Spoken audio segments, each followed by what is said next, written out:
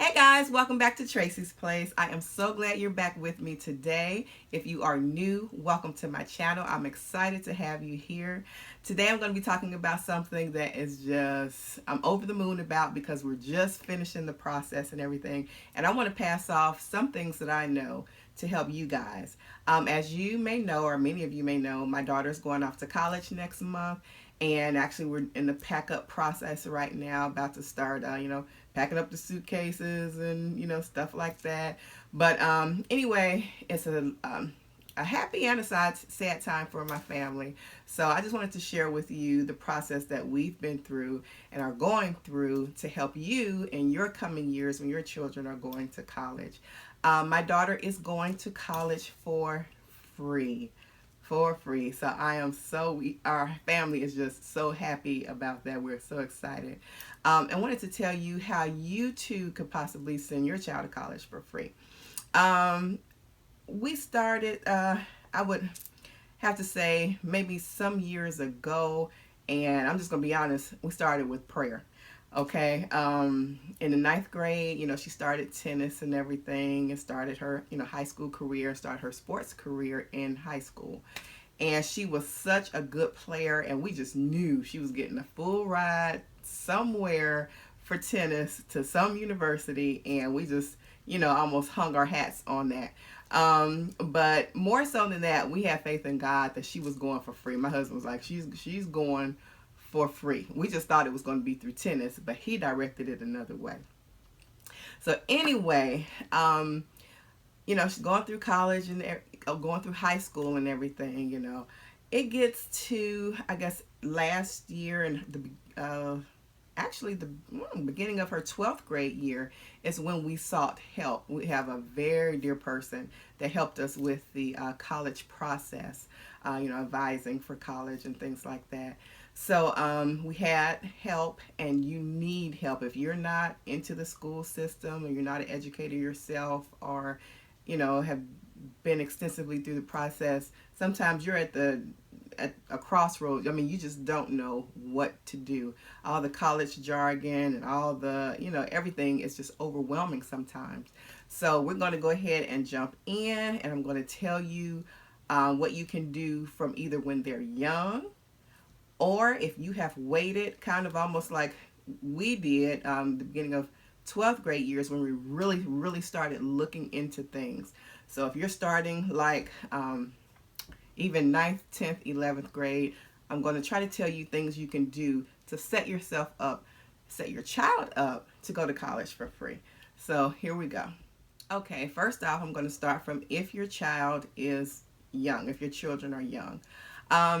You want to set aside money so that your child can go to college, a savings plan or what have you. But nowadays, that is not the ideal situation. Some people are in two-parent homes, both the parents are working, and they're still paycheck to paycheck. And then some of you are single mothers or single fathers or what have you, running a household, and it's basically impossible for you to set aside money for your child to go to college. You're robbing Peter to pay Paul just to get food on the table, and sometimes setting extra money aside for the future is just not it's just not doable. So the best thing that you can do is when your child is young, if you cannot set aside savings, the first thing you want to do is encourage your child to get good grades from when they are young. Tell them about the important. A lot of kids want to get good grades, but then there are some that just like to fool around and this, that, and the other. And you just really have to be instrumental in your child's life, making sure that they're studying, making sure that they're, even first, second, third grade. Get them into a pattern of knowing how much education is important. Somehow make school or, class time fun for them. That it's so important to start young with, getting good grades. The second thing I would say if your child is young is to get them involved in extracurricular activities at school. Get them used to even volunteering sometimes, something that's fun for them. Sometimes they have like recycling club, and you might can recycle for people or companies in the neighborhood. Go through the child's school to find out any volunteering opportunities. Get them used to volunteering or being active in something. As they get on up fourth and fifth grade, let them get on student council or encourage them to get on student council, debate teams, different things like that to get them involved. These things look so good on a child's resume, on their transcripts or whatever, when you say that they have done so much, they were involved in things. That looks really good. Okay, passing by the smaller stages, when you get up to eighth, ninth grade, you really want to kick this in heavily. My daughter was in student council. She just missed honor society. She messed up on she missed something in the application. So that's when we just really, really knew it was important. You have to be detailed in looking for everything when you're filling out applications for stuff, because one little slip up will make you miss something. But anyway, she was on student council. She was a student ambassador. She won many awards for different things, volunteering. She did like over 100 some hours of volunteering in high school. She was on the basketball team, the tennis team, and track all 4 years. She also worked track, I'm sorry, she stopped in the 11th grade, was her last year, and then in the 12th grade she like doubled up on tennis. She got a coach, and we just kind of doubled up on that because she's going to be playing in college as well. So yeah, she just joined a lot of different things. She volunteered. She helped the band when they went away to games. She helped the band with their instruments, different things like that. And it is so important to get involved. So that is the first thing that I would say in high school. Okay, and the second thing, which this really should be the first thing, but keep those grades up. It is very important, 8th, 9th, 10th grade, even of course 11th and 12th, but colleges look back like 9th grade, 10th grade, in those transcripts. If they're on the A honor roll, B honor roll, that is awesome. Your GPA needs to be good and it doesn't have to be, but the better your GPA is, the better chances they have for scholarships. They look at your GPA. If they can hold a 3.5 and above, that is awesome. If they can get 4.0, and that's not always feasible for every child. I'm not saying every child has to be, super scholar to get a scholarship or what have you, but it helps. It really helps. We just came through the process, and it really, really helps. Also, study for those ACT tests. Start in like 9th and 10th grade. Have your child taking practice ACTs in like the 10th grade or so if you can. The higher your ACT score, and I think some go by SATs, but in our region we're ACT mostly. ACT scores, if you can get a high ACT score, 24, 25 and above. I think 24, between a 24 and a 26, 27 is ideal for like a partial scholarship. Anything 27, and I'm going on estimates, 27 and above, sometimes 28 and above, they can get a full ride. They can get a full ride to college. So, and our daughter, she got a 24, so she got full tuition at her university. The third thing, be nice. I know this sounds simplistic, and it probably like, be nice. What does that have to do with it? Be nice to your fellow students if possible. Be nice, be kind to your counselors, to your teachers, basically all the administration and staff. It's good to be nice anyway, and I'm not saying this to just be fake just to get a scholarship or what have you, but I'm just saying it pays off in the end. When you go to get recommendations for people, like when you're filling out scholarships, and you have to do like 2 and 3 recommendations per scholarship. You have to have one from your counselor, a teacher, a pastor, or what have you. Those recommendations mean so much. One of the scholarships that my daughter ended up receiving, the lady said when she saw the person's name, not always just, and it was a glowing recommendation, and she said that was, and my daughter's transcripts and her background just was off the charts. But she said the person that gave the recommendation, she knew him, and she said if Mr. So and so gave her a recommendation, I knew she was the one for the scholarships. So a lot of times it does matter who you know. It matters your attitude. You don't want to burn bridges. You don't want to, not be thought of in a good light to your counselors and teachers and different things, because that will come back on you. So it's very important to be nice, be kind, be helpful. Like I said, volunteer, and different things like that. And that puts your name in a good light. The fourth thing, parents, please remember this. You are almost as instrumental as your child is. Befriend, and I'm saying this again, not to be fake or anything. You don't want to be faking people's faces and just doing things just for scholarships.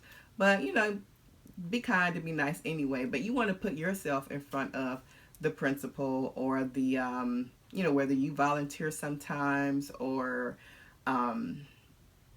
you have a good relationship with your child's counselor, teachers, the administrator, and the office staff even. I'm telling you, it pays off.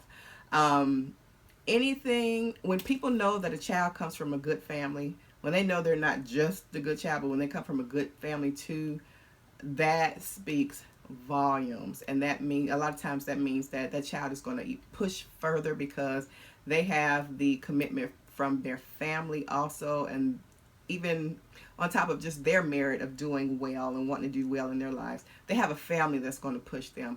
So scholarship committees, the teachers, principals, and different things, they look at that, and they will be even more apt to push a child forward, push their name forward in certain circumstances when they know that they have a good mother, good father, good family system too. So if you can help in that area, be visible, volunteer sometimes, and just, be kind to the administration as well. Okay, the next thing, invest in a good college advisor. And you may have to ask around to friends or even some of the high school administration or what have you. But oh my goodness, I cannot tell you how much the person that helped us, how much it meant to us, because when we started out, and we knew, you kind of had to start getting ready either at the end of 11th grade year or the 12th grade year as far as getting the ball fully rolling. Okay, we went to this person in the beginning of September, sometime in September of our daughter's 12th grade year. A college advisor will help you with, okay, I had to get out my notes for this. There's just so much I don't want to miss telling you guys. They will help you navigate finances, the college expenses and everything. They will help explain the college jargon. So when you're looking at admissions and, all this and that, they're going to help explain to you what means what. They'll explain the FAFSA and the importance of getting that filled out. The admissions process is daunting. So they'll help you, guide you through the admissions process. They will help you to look at even the right colleges for your child. What colleges are good to go to, because sometimes you might not want your child to go far away, and they'll help you locate the best colleges for your child in that area, or whether it's no more than 3 hours away, or if you don't mind them going 10 hours away. They usually know about so many different colleges extensively, and they'll help direct you to the right one.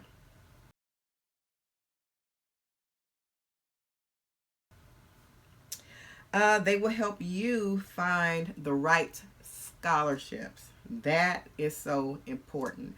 They'll help you find good local scholarships as well as different scholarships on, say, like from the internet and things like that.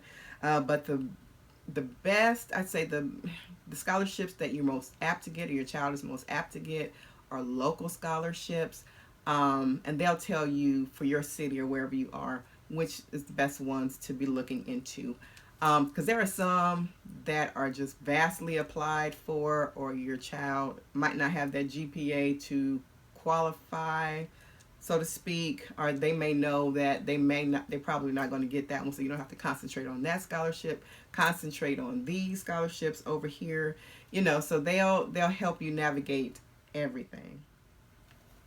College advisors usually charge between 150 to 350, some more, but you want to try to stick between 150, 200 to 350, 400, and that's on the high end. So if you can get around 200 or 300, that's awesome. If you get cheaper, you're blessed. But it's well worth it when you consider the dividends coming back, when you consider that your child can go to school for free because of their direction and expertise. It is so worth it. Sometimes kids can even exceed the money they need for college, and they're able to keep some of the leftover scholarship money. Say, like, if your child's tuition is covered, or say like they need 25,000, they need 30,000, what have you. They may get scholarships worth 35,000, and they have 5,000 left over. Some places let the child, keep the money, and they can have that to live off of. So please, scholarships are so important. When filling out scholarships, make sure that you meet deadlines, and that this is not just for scholarships, but everything in the college process, applying, things you need to turn in for admissions, when you're enrolling, you're paying certain fees, you're paying for housing, especially. Oh my goodness, do not be late when picking housing. You will not get the thing that you wanted, or you can end up not getting housing at all. Your child will have to live in an apartment, and that's more money. So just be mindful of all the deadlines, write them down.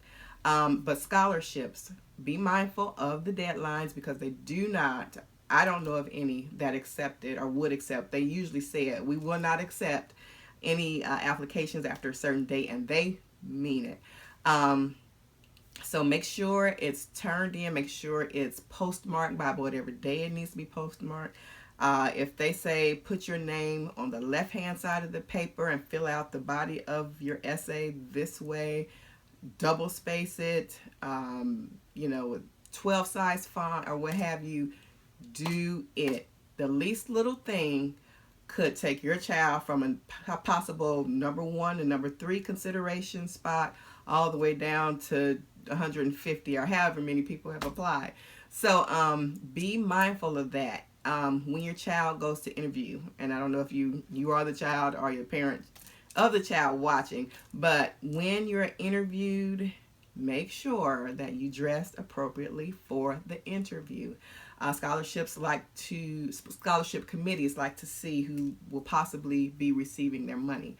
I know my daughter went on an interview one time, and we always tell her, business dress. If she would, have something on and it's not quite right, I have to say, no, go back and find something else.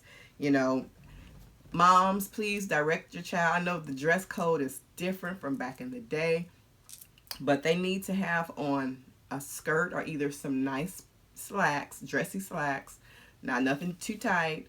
If they have on a skirt, let it be closer to the knee, no mini skirts, a nice blouse, nice, not gaudy jewelry or anything like that, but they want to look, they don't have to have on a suit, but kind of a little bit more than business casual. They want to stand out. My daughter went to a scholarship interview, and the person before her had on jeans. I mean, like she was going to Walmart or something. And I don't know what they were thinking, but, scholarship committees look at this. One of the ladies even told me that we see that they have somebody either helping them or they don't. by the way that they're dressed, and I'm not saying this is right, but a lot of times they can tell what kind of family they come from, if they have people that are behind them, telling them the right things to do, this, that, and the other. One lady told me, your daughter, we can tell that she has, people helping her and instructing her in the right way. She's dressed spot on. She said, you wouldn't believe what we see coming in here in these scholarship interviews. And she was telling me about, how she had done her, her packet, her scholarship packet, and how everything was perfect and everything. So you want to be mindful of everything they ask you to do it spot on. Also, when filling out scholarship applications, do not skimp on the university's scholarships. They have alumni scholarships, they have endowment scholarships, and that means people that have left the university. That could have been previous professors and just people that are important to the university. They have endowment scholarships that they have set up for certain students, and your child might meet those qualifications. So make sure you contact their financial aid office, or either the look on the website under their scholarships, and fill out those scholarships too. They have scholarships for books, if you need extra money for that. So scholarships, fill them out, and fill them out properly. And when you're writing essays, make sure that you're writing, the child is writing properly. You want to not write in a way of everyday language. It needs to be a professional essay, but it also needs to be to where they can tell that child wrote the essay, and it wasn't the parent writing the essay, and it's just not so articulate that it doesn't look like it's coming from a 17 or 18 year old. You want it to be properly done. You want it to be an intelligent essay, don't get me wrong, but you don't want it to look like it's a professor wrote it. So be mindful of that as well. Okay, guys, that is it. I think I covered everything that I wanted to cover, and I think I covered the most important things that you needed to know. If you have any questions, please list them below. I am not a professional. I just wanted to give you guys information because, oh my goodness, the help that we got was just off the charts. And I wanted you guys, some people just don't know where to start and they mess up for their child. They either start way too late or they just don't know what to do at all. So I just wanted to help you get the ball rolling. But the most important thing you can do is get a college advisor. So look to friends and neighbors or what have you. They may be able to direct you in the right way, or someone at your child's school, a counselor or something. So if you have any questions, list them below. And come back to Tracy's Place. I would love to have you back. And I will see you next time, guys. You have a good day. Stay blessed.